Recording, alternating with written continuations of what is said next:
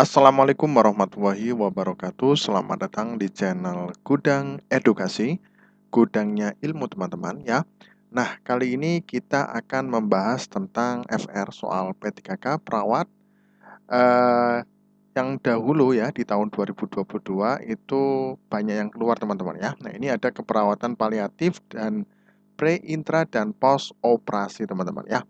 Nah, bagi teman-teman yang baru singgah dan baru tahu channel ini, silahkan subscribe dan bunyikan tombol loncengnya agar tidak ketinggalan soal-soal terbaru khususnya perawat di P3K di tahun 2023 ini. Oke, tidak berlama-lama, langsung saja kita ke TKP teman-teman ya.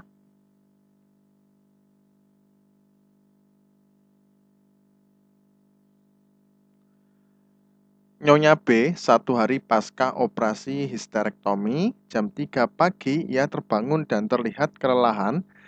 Dari pemeriksaan tanda vital stabil ya, tetapi Nyonya B mengeluh tidak bisa tidur, merasa sakit pada bagian jahitan dan takut untuk bergerak miring, kemudian miring ke kiri dan ke kanan ya. Nyonya B tidak mendapatkan obat anti nyeri sejak jam 9 malam. Manakah tindakan terbaik perawat yang seharusnya A. Memberikan obat anti nyeri agar cepat tidur, B. Menjelaskan keadaan luka operasi, mendiskusikan cara mengurangi nyeri pada jahitan operasi, kemudian C. Memberikan minum susu hangat dan makanan ringan untuk merangsang kantuk, kemudian D. Membantu merubah posisi, mengajarkan teknik mengurangi rasa nyeri dan kolaborasi pemberian analgetik. Nah, kira-kira apa jawabannya teman-teman? Kita kasih waktu 5 detik ya. Seperti biasa untuk teman-teman berpikir. Oke, jawabannya apa teman-teman? Teman-teman ya. Oh maaf D ya teman-teman ya. Ini D teman-teman ya. Maaf. Nah D ya. Nah ini Nyonya B, yaitu adalah satu hari pasca operasi histerektomi teman-teman ya. Nah ini jam 3 pagi bangun dan terlihat kelelahan.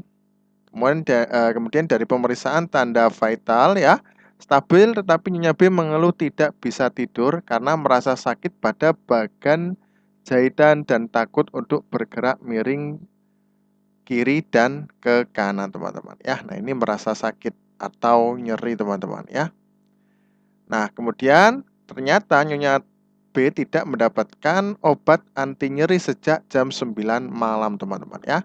Nah, dari jam 9 ke jam 3 itu 6 jam berarti ya, teman-teman ya. Nah, seharusnya kalau pasca operasi itu biasanya diberi anti nyeri biasanya, teman-teman ya. Anti nyeri. Nah, makanya untuk jawaban D yaitu adalah merubah posisi ya. Nah, bisa miring ke kanan, ke kiri ya. Kemudian mengajarkan teknik mengurangi rasa nyeri ya. Relaksasi dan distraksi, kemudian kolaborasi pemberian analgetik untuk telepon ke dokter teman-teman ya. Nah kalau untuk poin A hanya memberikan obat anti nyeri agar cepat tidur. Nah ini kurang ya teman-teman ya untuk tindakan keperawatan mandiri perawat. Kemudian menjelaskan keadaan luka operasi, mendiskusikan cara mengurangi nyeri pada jahitan. Ini juga benar, tapi kurang lengkap teman-teman ya. Karena di sini mulai dari jam 9 itu tidak diberi anti nyeri teman-teman. Seharusnya diberikan anti nyeri. Makanya ini langsung kolaborasi dengan pemberian analgetik teman-teman ya. Kemudian memberikan minum susu hangat dan makanan ringan untuk merangsang kantuk, ini juga tidak teman-teman ya. Jadi jawaban yang benar adalah D teman-teman ya. Oke, lanjut ke soal berikutnya.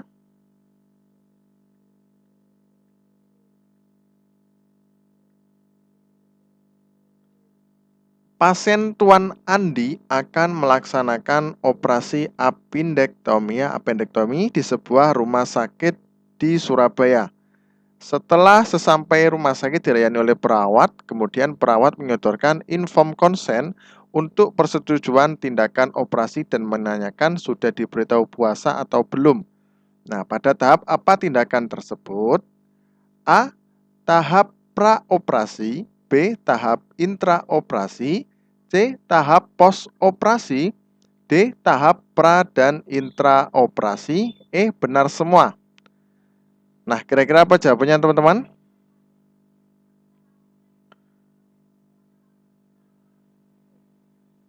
Oke, jawabannya adalah A teman-teman ya. Nah, tahap praoperasi sendiri yaitu adalah apa teman-teman? Yaitu adalah persiapan sebelum dilakukannya tindakan operasi teman-teman ya. Meliputi apa? Inform consent, kemudian pencukuran rambut ya, yang di area genitalia, kemudian melepas perhiasan, mengganti baju operasi ya, kemudian puasa juga teman-teman ya. Nah, untuk tahap praoperasi. Nah, jadi untuk persetujuan tindakan atau inform consent berarti sudah termasuk praoperasi teman-teman ya. Nah, kalau tahap intraoperasi yaitu adalah proses masuk ke ruang operasi anestesia. Nah, jadi kemudian setelah itu baru dipindah ke kalau setelah selesai ya untuk operasi kemudian dipindahkan ke ruang recovery itu masuk di intraoperasi. Nah, jadi masuk, kemudian pembedahan, kemudian ke recovery. Nah, ya. Jadi itu intra, teman-teman, ya. Kemudian untuk pos ya, tahapan pos operasi yaitu adalah pemindahan pasien dari ruang recovery ke ruang bangsal yang monitor. Nah, tujuannya apa? Untuk mengecek perdarahan, kemudian TTV. Nah, seperti itu teman-teman ya, untuk pos operasi teman-teman ya. Jadi sangat jelas jawabannya adalah A teman-teman ya. Nah, karena memang tahun kemarin banyak yang keluar teman-teman ya, untuk tindakan pre, intra, dan pos teman-teman ya. Oke, lanjut ke soal berikutnya.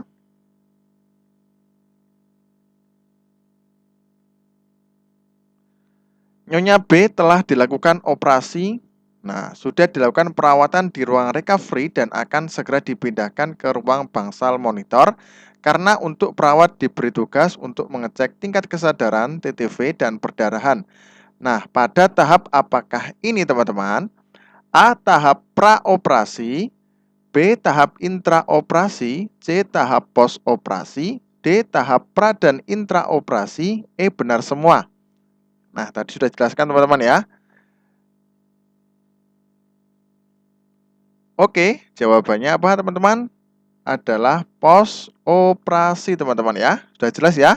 Tahap pra yaitu adalah sebelum dilakukan operasi ya. Puasa, kemudian mencukur, inform consent ya. Kemudian intraoperasi ya. Masuk meja operasi, kemudian pembedahan, kemudian ke recovery. Nah, kalau pos ya, dari recovery ke bangsal monitor. Nah, jadi untuk mengecek tingkat kesadaran. Nah, seperti itu teman-teman ya. Oke, lanjut ke soal berikutnya. Pernyataan di bawah ini yang benar mengenai tahap intraoperatif teman-teman ya. A. Dimulai dari klien masuk ke ruang operasi dan berakhir sampai pasien masuk ke ruang pemulihan dan unit pelayanan pos anestesi. Kemudian B. Dimulai dari klien masuk ke ruang persiapan dan berakhir sampai pasien masuk ke ruang pemulihan dan unit pelayanan pos anestesi. Kemudian dimulai dari klien masuk ke ruang persiapan dan berakhir sampai pasien masuk ke ruang rawat. D. Dimulai dari klien masuk ke ruang operasi dan berakhir sampai pasien masuk ke unit pelayanan anestesi. Nah, kira-kira apa jawabannya teman-teman? Oke, jawabannya A teman-teman ya. Jelas ya teman-teman ya. Nah, ini dimulai dari klien masuk ke ruang operasi dan berakhir sampai pasien masuk ke ruang pemulihan dan unit pelayanan pos anestesi. Nah, ini intra ya. Nah, kalau pos kan recovery ke bangsal monitor ya, teman-teman ya. Nah, kemudian untuk poin B dimulai dari klien masuk ke ruang persiapan. Nah, ini jelas salah teman-teman ya. Kemudian berakhir sampai pasien masuk ke ruang pemulihan dan unit pelayanan pos anestesi ya. Nah, ini kalau untuk intra itu masuk teman-teman ya, masuk ke ruang operasi. Kemudian untuk poin C dimulai dari klien masuk ke ruang persiapan. Nah, ini jelas salah. Dan berakhir sampai pasien masuk ke ruang rawat. Nah, ini juga malah salah teman-teman ya. Sampai pasien masuk ke ruang rawat, berarti mulai dari awal sampai akhir ya. Nah, kemudian dimulai dari klien masuk ke ruang operasi dan berakhir sampai pasien masuk ke unit pelayanan anestesi. Nah, unit pelayanan anestesi ini kan masih di dalam intra pembedahan ya teman-teman ya, masih di pembedahan. Oke ya, jelas ya teman-teman ya. Oke, lanjut ke soal berikutnya.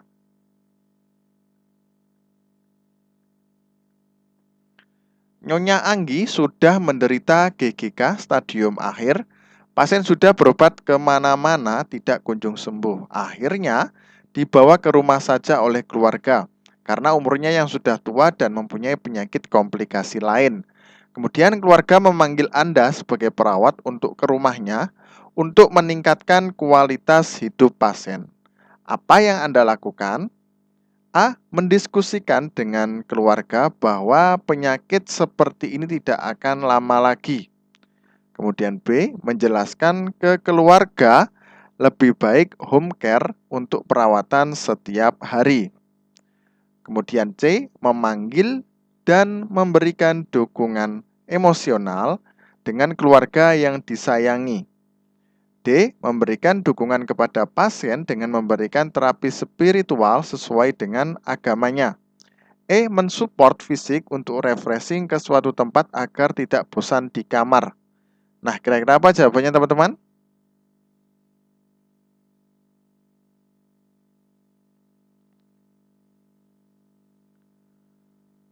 Oke, jawabannya adalah D teman-teman ya. Nah, ini kan termasuk perawatan paliatif teman-teman ya. Nah, ini dari konteks soalnya Nyonya Anggi sudah menderita GGK stadium akhir teman-teman ya. Nah, kemudian pasien sudah berobat kemana-mana tidak kunjung sembuh. Akhirnya dibawa ke rumah saja oleh keluarga. Karena umurnya sudah tua dan mempunyai penyakit komplikasi lain, kemudian keluarga memanggil Anda sebagai perawat untuk ke rumahnya untuk meningkatkan kualitas ya, ini salah ya, kualitas hidup pasien. Nah, apa yang Anda lakukan? Kalau untuk poin A, yaitu adalah mendiskusikan dengan keluarga bahwa penyakit seperti ini tidak akan lama lagi. Nah, ini malah mendukung untuk meninggal ya. Nah, seperti itu teman-teman ya. Jadi ini tidak sesuai dengan konteks soal, yaitu adalah meningkatkan kualitas hidup pasien. Kemudian menjelaskan ke keluarga lebih baik home care untuk perawatan setiap hari. Ini juga tidak teman-teman ya. Nah, kemudian memanggil dan memberikan dukungan emosional dengan keluarga yang disayangi. Nah, ini juga bisa. Ya. Tapi kurang tepat teman-teman ya. Nah, kurang tepat. Kemudian memberikan dukungan kepada pasien dengan memberikan terapi spiritual dengan sesuai agamanya. Nah, ini ya. Jadi di dalam prosedur perawatan paliatif itu ada kurang lebih 4 teman-teman ya, yaitu adalah tindakan fisik, yaitu adalah tindakan paliatif yang mengatasi sejumlah gangguan fisik seperti susah tidur, nyeri nafas pendek ya. Untuk mengatasi berbagai gangguan tersebut, spesialis perawatan paliatif Anda akan melakukan terapi fisik, konseling gizi, dan memberikan teknik untuk membuat tubuh rileks. Nah, kemudian ada tindakan emosional ya. Jadi tadi tindakan fisik ya.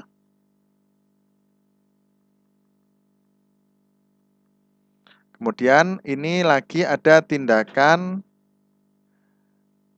emosional. Nah, emosional ini seperti kayak rasa marah, takut, sedih. Nah, kemudian perawat paliatif yaitu adalah membantu pasien dan keluarganya untuk melakukan diskusi antar sama pasien dengan riwayat penyakit yang sama. Nah, kemudian yang ketiga yaitu adalah tindakan spiritual. Nah, contohnya seperti ini teman-teman ya. Memberikan dukungan kepada pasien dengan memberikan terapi spiritual ya, kayak zikir ya, sesuai dengan agamanya ya. Kalau untuk agama Islam, kemudian kalau Nasrani seperti apa, kemudian Buddha seperti apa ya. Kemudian Hindu seperti apa. Nah, seperti itu teman-teman ya. Kemudian ada lagi yaitu adalah tindakan mengasuh, yaitu fokus pada teknik perawatan yang meningkatkan kenyamanan pasien. Nah, contoh perawat paliatif dalam tindakan mengasuh adalah teknik pernapasan, visualisasi, atau sekedar mendengarkan musik dengan handphone teman-teman ya. Jadi ada tindakan mengasuh. Nah,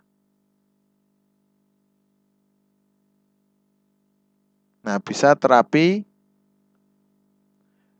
musik ya. Nah, dengan handphone. Nah, seperti itu teman-teman ya. Oke, lanjut ke soal berikutnya.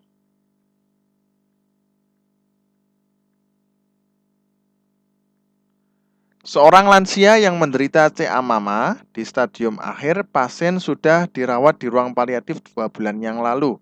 Setelah pulang dari ruang paliatif, keluarga mempunyai inisiatif memanggil perawat yang ketika dirawat sering mengajarkan menggambar, mewarnai karena pasien memang hobi menggambar dan mewarnai. Nah, karena dengan kegiatan tersebut, pasien lebih tidak cemas dan depresi. Termasuk terapi apa yang dilakukan perawat? A. Terapi musik. B. Terapi seni.